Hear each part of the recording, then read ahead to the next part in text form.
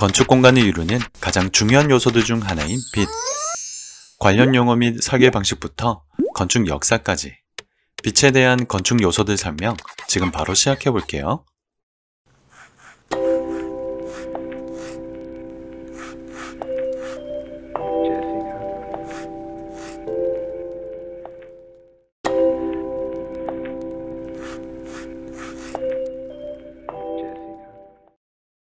안녕하세요. HS 건축학개론입니다.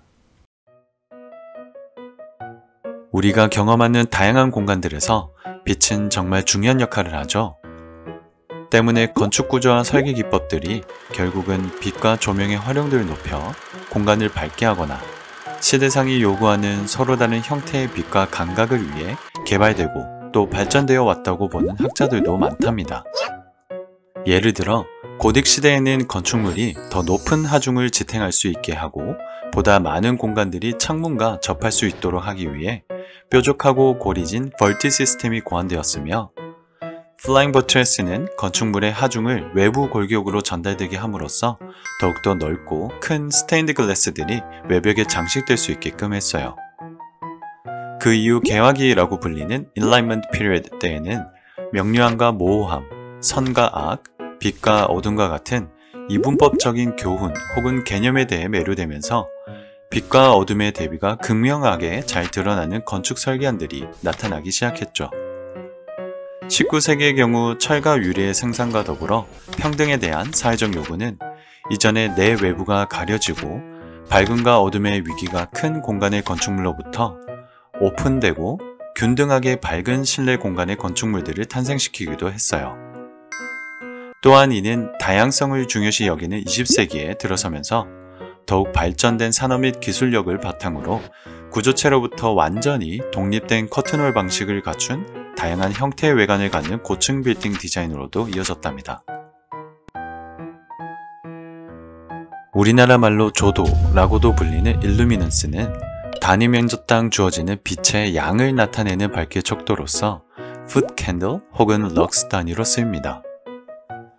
광원으로부터의 거리에 따라 달라지는 조명 면적 및 밝기는 명암의 대비를 바탕으로 사물과 공간의 깊이와 볼륨감 및 텍스처를 표현하는 데 아주 중요한 역할을 해요.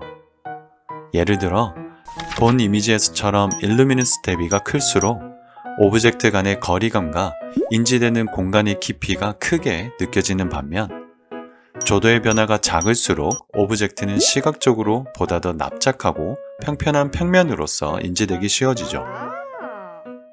일루미넌스의 대비에 따라 발생되는 이러한 사물 및 공간의 인지 차이는 우리 눈 구조와 밀접한 관련이 있답니다. 레티나라고 하는 우리 눈의 망막은 간상세포와 원추세포로 구성된 시각세포를 갖추고 있는데 간상세포는 빛의 변화에 민감하여 주로 어두운 환경에서 물체의 형태, 명암, 색깔을 구분하도록 해주고 밝은 빛을 감지하는 원추세포는 주로 밝은 환경에서 물체의 색상을 보다 더 디테일하게 감지하는 기능을 해요. 이러한 기능 차이는 다음 이미지에서도 충분히 잘 나타나는데 똑같은 오브젝트를 보더라도 어두운 환경일 때는 형태나 명암 차이를, 밝을 때는 색감 차이를 더 극명하게 느낄 수 있음을 잘 알 수 있습니다. 즉 조도의 차이에 따라 인지되는 사물과 공간의 서로 다른 깊이감 및 볼륨감은 간상세포의 영역과 밀접한 관련이 있다고 볼 수 있어요. 조명의 대비를 바탕으로 다양한 환경을 연출하는 연극무대, 내부로 진입할수록 점진적으로 어두워지는 조명의 터널 및 영화관 등이 바로 이러한 조도 혹은 간상세포 및 원추세포의 기능 차이를 반영한 건축 공간의 사례라고 볼 수 있어요. 특정 오브젝트로부터 반사된 빛을 통해 우리는 해당 물체를 인식한다는 사실 잘 알고 계시죠? 이때 어떤 표면에서 방사되거나 반사된 빛이 우리의 눈에 얼마나 들어오는가와 관련된 양을 바로 루미넌스, 휘도라고 해요. Foot Lambert 혹은 Candela per square meter 단위로 쓰이는 이 휘도는 때문에 사물과 공간의 형태, 물성, 색감과 밀접한 관련이 있는 밝기의 척도랍니다.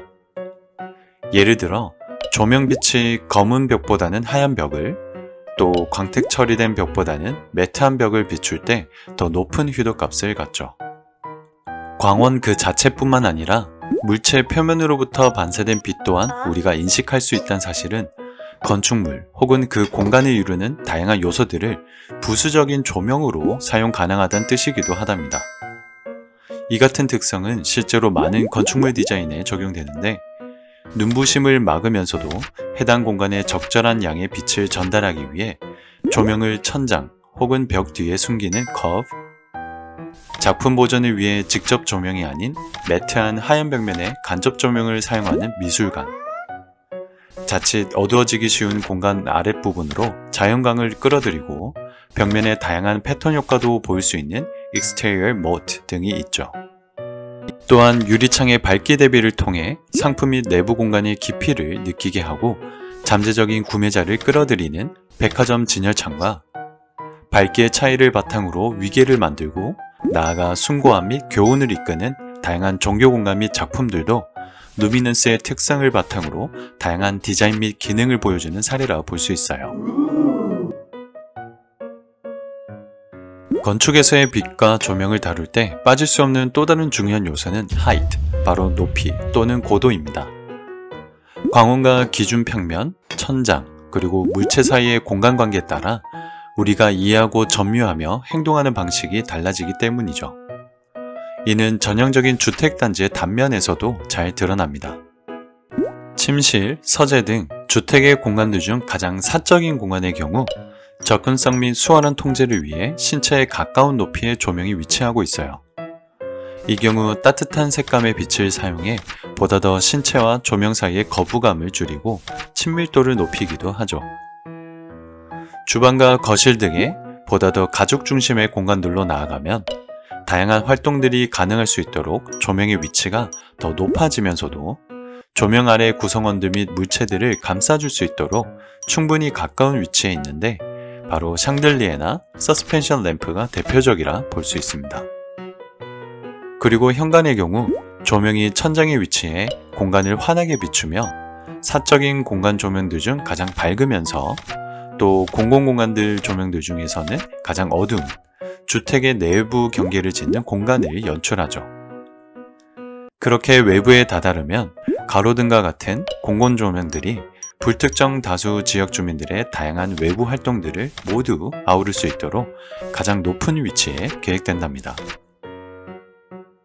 높이에 따른 이러한 빛의 영향은 공간뿐만 아니라 시간 및 시각인지에서도 잘 나타납니다. 이는 정오의 해가 가장 높이 위치하고 해가 뜨고 질 때 그 고도가 가장 낮다는 우리 모두가 잘 알고 있는 자연현상과 밀접한 관련이 있는데 우리 주변의 다양한 공간들을 살펴보면 낮에 사용되는 공간의 경우 대부분 조명이 밝고 또 높게 위치하고 있고 저녁이나 밤에 사용되는 공간의 경우 대부분 조명이 약하고 또 낮게 위치하고 있음을 알 수 있어요. 낮에 운영하는 공공기관 및 패스트푸드점과 밤에 운영하는 식당이나 바의 조명이 가장 전형적인 사례라 볼 수 있겠네요. 이전의 높이 및 고도와는 달리 density, 즉 빛의 밀도는 공간 내 움직임 및 리듬과 밀접한 관련이 있습니다. 빛의 밀도는 특정 영역에 존재하는 빛 또는 조명의 수나 빛과 조명을 그룹핑하는 조직책에 따라 그 크기와 종류가 달라지는데 수치적으로 광원의 떨어짐이 어떠한지 뿐만 아니라 인접한 조명 간의 상대적인 규모가 빛을 인지하고 또 공간을 사용하는데 중요한 척도가 되기 때문이죠. 예를 들어 한 공간에 똑같은 수의 조명을 사용하더라도 이처럼 일정한 간격으로 설치하기보단 공간 용도 혹은 움직임 패턴에 따라 조명들을 그룹 짓고 서로 다른 밀도로 분산시키게 되면 공간의 위계와 더불어 효과적인 동선 디자인도 이끌 수 있답니다.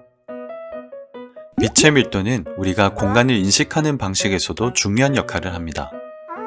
똑같은 깊이를 갖는 복도 공간임에도 불구하고 첫 번째 이미지처럼 조명을 일정한 간격으로 한쪽 벽에 나열했을 경우 소실점에 대한 강조를 바탕으로 해당 공간의 깊이를 더 극대화할 수 있죠.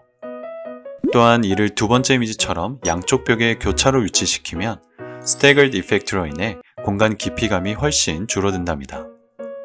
그뿐만 아니라 이들 조명을 세 번째 이미지처럼 양쪽 벽에 무작위로 흩뿌리게 되면 원근감을 무디게 하고 또 시각적 패턴으로서의 조명 효과를 강조할 수도 있어요.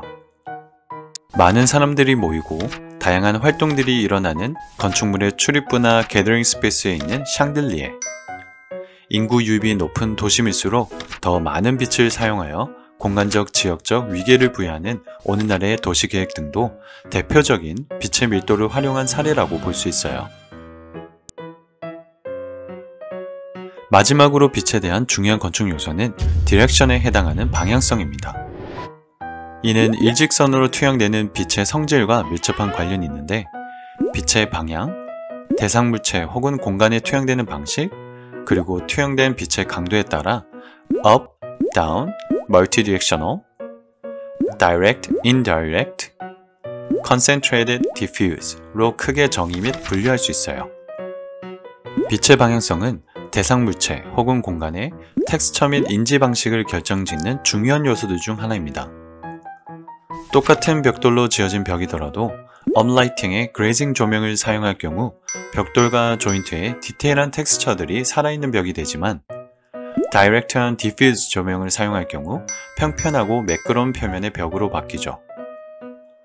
또한 똑같은 인물이라 하더라도 사이드 라이팅을 사용할 경우 전체의 윤곽과 형태를 살려 입체적인 효과를 얻을 수 있지만 업라이팅을 사용할 경우 인조성을 강조해 무섭고 또 괴기한 분위기를 연출할 수 있습니다. 또 프론트 라이팅을 사용할 경우 전체적으로 인물을 입는 데 효과적이지만 평평하게 만들어 입체성을 떨어뜨리고 백라이팅의 경우 인물의 실루엣을 강조하죠. 자, 그럼 이번 영상 내용들도 잘 이해했는지 점검해 볼까요? 주로 저녁 혹은 밤에 장사하시는 동네 치킨집 사장님이 계시는데 장사가 잘 안 된다며 요즘 들어 걱정이 많으시다고 해요. 건축을 공부한 당신, 만약 조명 레이아웃을 바꾼다면 어떻게 바꿀 수 있을까요?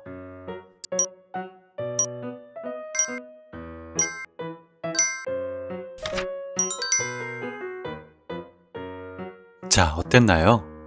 우리 공간을 구성하는 중요한 건축 요소들 중 하나인 빛. 책상 스탠드부터 우리 집 현관등까지 내가 원하는 공간을 위해 다양한 스케일 및 디자인의 빛과 조명들을 연출할 수 있겠죠? 구독과 좋아요는 영상 준비에 많은 힘이 됩니다. 다음 영상에서 또 만나요.